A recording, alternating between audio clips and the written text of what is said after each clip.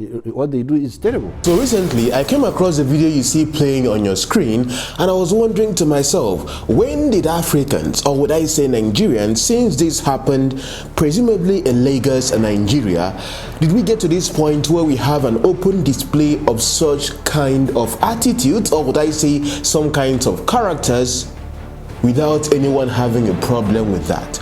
And then I was thinking to myself, why don't I ask my audience what they think about the LGBTQ community?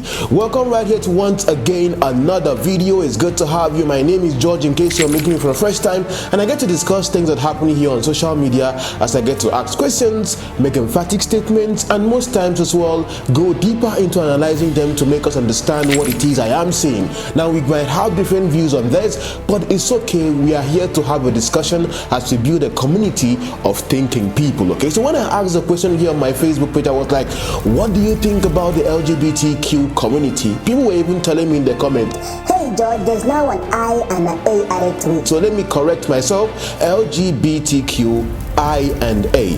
Now note, this video is not like a this video or whatever. This video is opening us up to thinking and talking about this, or what I say, having conversations around this, because over time I've seen this push. So we're going to start with words that end in AN. You yell out a word, I'll write it down. Let's see how many we can get. Go! Fan! Fan! There's a good one. Man! Man, that's another one. Lesbian! Words that end in AN. Anyone? Words ending in AN. Lesbian! Okay, I heard pan. Good. No, Faith said lesbian. All right, no big deal. Faith said lesbian. Hold on. Good, we'll write that down. Just a word. Not a big deal, but we'll move on. We'll get some other ones. What is a lesbian, sir? It's your word. How do you... All right. If you liked another girl. I like Olivia. Am I a lesbian? Well, if you like Olivia, you could be, sure. I like Olivia. I love Olivia. I like Olivia too. Am I a lesbian? No, it doesn't work that way, Philip. You can never be a lesbian. When it comes to Africa, that it seems we must have to accept this as a norm, which I think, in my opinion though, just like the Ugandan president said, Museveni, Respect African societies and their values. Now Museveni was very, very raw on that, saying, man, it's disgusting. I never knew what they were doing. That's how I've been told recently, that what they do is terrible, disgusting. Do you think it's disgusting as well? Come on, tell me what you think in the comment, because when I asked that question, one of you was, amongst every other comment I read, one of you actually said something that stuck in my mind. Now, let me read what the person said. Now, 𝚤𝚲𝚀 said here, LGBTQ have been in existence before many religions, and the simple truth is that they have come to work stronger on earth. So religious or not religious people may not accept them. That's a fact. But religious people never understand that they have not come to please them, but to live in their own different ways. The civil rights of humanity gave them the right to live and express their own opinions and choices as human beings. It is a responsibility of parents to teach and guide the moral path of their children, and not schools or people on the streets. And that is very important. Like we know from scripture, train a child in a way he should go, so that when he grows, he would not depart from it.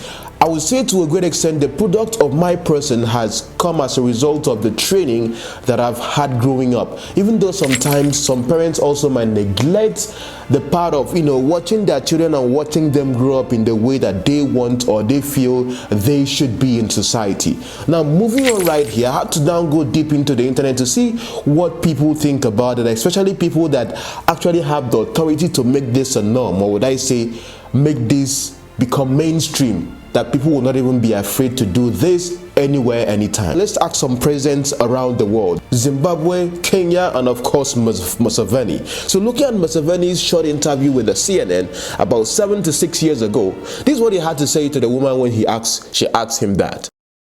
What is your message to Western human rights groups, to President Obama, Respect, to lesbian, gay, bisexual, and transgender people? Respect African societies and their values. If you don't agree, you just keep quiet. Let's manage our society the way we see. If we are wrong, we shall find out by ourselves. And even when talking about the whole bill being passed to, make it incriminating that they might actually get some years imprisonment for that, this is what he had to say.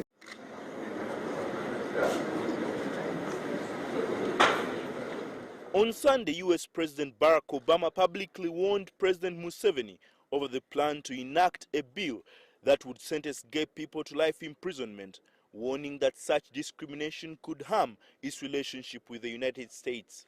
President Museveni has responded by saying he will not allow anyone to lecture Uganda on issues like homosexuality. Everybody's lecturing us. You should do this, you should do that, you should do that. But this is my house. I know how to run my house. How can you find a married man and you lecture him how to run his house? That shows what we call in Swahili, dharau. Dharau, contempt. It's contempt. You cannot see a mature man with a bald head, you see. And you give me a lecture on how to run my house. Sure, I know how to run my house. Imagine a president that is a dictator. We have looked at his story right here with regards to his relationship with Gaddafi and what happened to Gaddafi and all that. That was a nicely told story right here. In case you have not watched it, it's still here on the Facebook page. So looking at that, you now get to see that although he has a mindset that, oh, my country is my house, so we know how we should do our things and all that. Do you think as an African, think about that, because these people are people that are in leadership positions that can get to define the paradigm shift of what you believe, what you accept, or what you accept to be constitutionally right. Do you think that as Africans that this is something that we should accept? Because when I was looking at this particular interview between the Zimbabwean president and his host, look at the way he was trying to push it on him that he has to stand up or speak up for people like that. On the question, for example, of same-sex rights, never mind same-sex marriage or anything like that that might be in the future, for want of a better word, gay rights, the overturning of laws against homosexuality. Can you promise me today that you will do that? I'm a constitutionalist. The current provision in the Constitution forbids same-sex marriages and uphold that until that issue in our country is not an issue of the political party.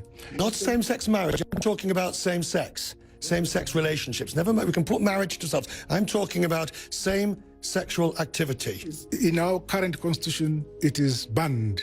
Are you going to lead a campaign? No, I will not lead a campaign. Why not? Those people who want that are the people who must canvass for such things, so that if they're able to win majority in amending the Constitution, they would amend it.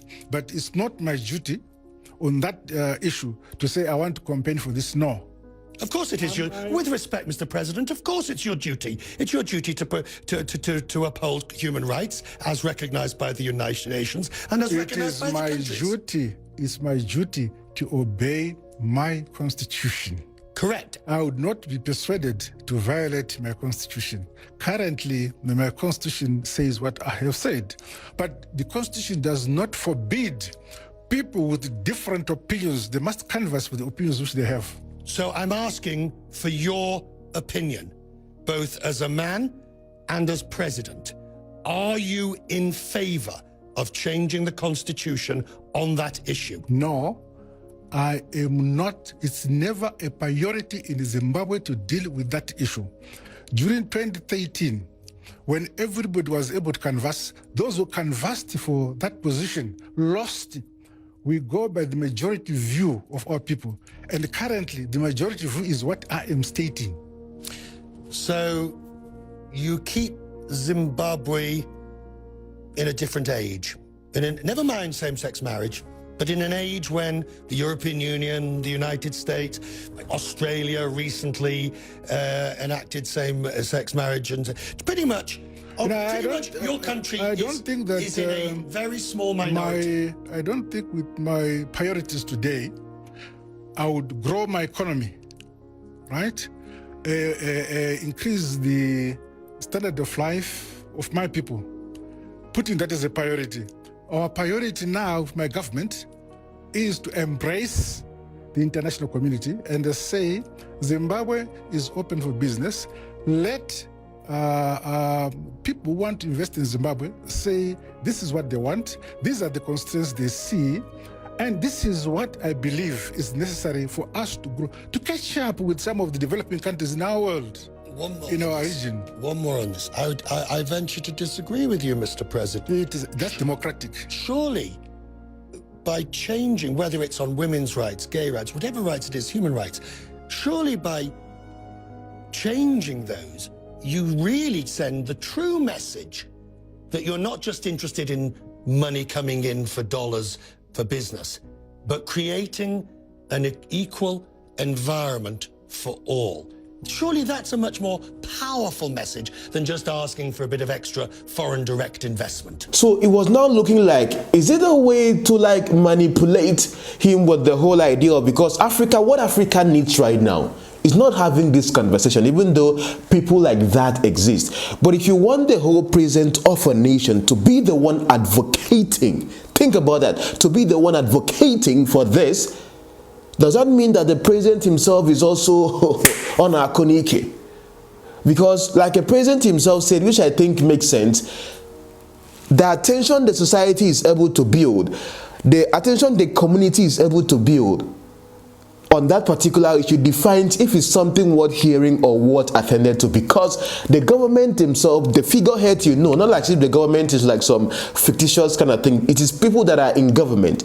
The society themselves are the ones that get to decide the momentum of which those in government get to act, because they exist because of them. It's the society that employs them because it's taxpayers' money that pay them. So the degree of people in the society that get to push for this defines if the government themselves or the legislatures, or what I say, the parliament would get to sit around this particular topic to even find it worth discussing. But do you think this is one of even a problem that is worth even giving attention in Africa? Because like I always tell you guys, attention remains currency, and if this is current enough, come on, look at it in Nigeria. At least the most famous or people that are seen to be influencing this or pushing this particular lifestyle, which many people have come to accept them and see them as maybe content creators, comedians and all that. One of them got into a little bit of a social media scandal where, aside the whole girlish thing he gets to form, he released a video was released of him 𝙬𝙬𝙀𝙀.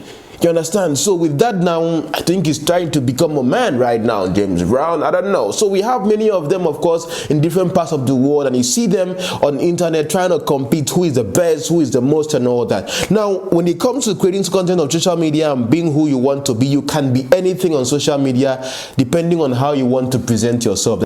And that's why I like the comment of this person, you know, because one thing I get to see online, because I see many people that get to discuss about this, is the whole idea of trying to impose this particular lifestyle and trying to then teach it to children and then putting them in that particular line. So even you as a parent should also be conscious of the things that are being taught to your children in school.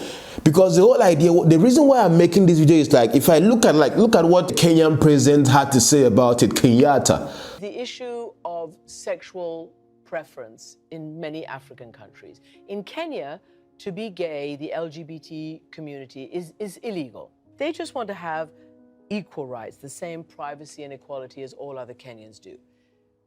Is that something that you aspire to for your country? I want to be very clear, Christiana. I will not engage in a subject that is of it is not of any major importance to the people and the Republic of Kenya. This is not an issue, as you would want to put it, of human rights or this. This is an issue of society, of our own base as a culture, as a people, regardless of which community you come from. This is not acceptable. This is not agreeable. This is not about Uhuru Kenyatta saying yes or no. This is an issue of the people of Kenya themselves, who have bestowed upon themselves a constitution, right, after several years, have clearly stated that this is not a subject that they are willing to engage in, yeah, at this time and moment. In years to come, possibly long after I'm president, who knows? Maybe our society will have reached a stage where those are issues that people are willing, freely and open to discuss. Kenyatta. You see that?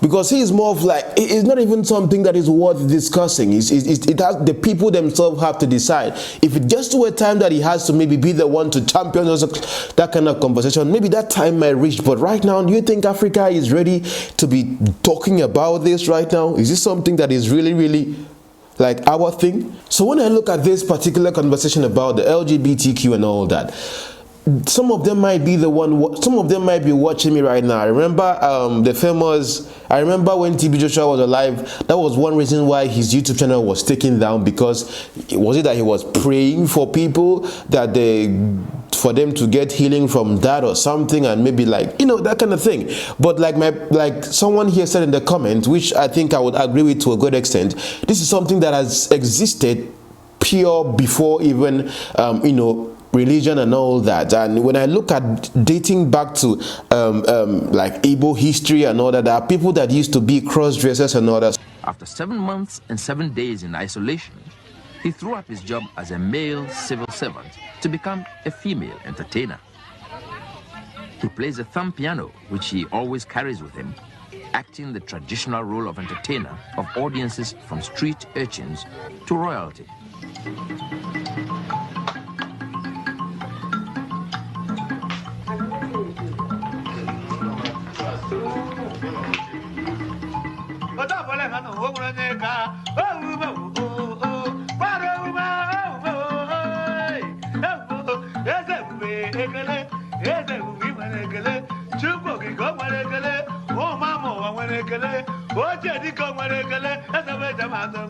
Like much Igbo music in the East, my song is tinged with some bitterness and black humor. It's about the most miserable man in the world, who suffered because he was smaller than anyone else. But one day, at the market, he sees a man even tinier than he is. After that, he is happy. Happy to know there is someone even worse off than himself.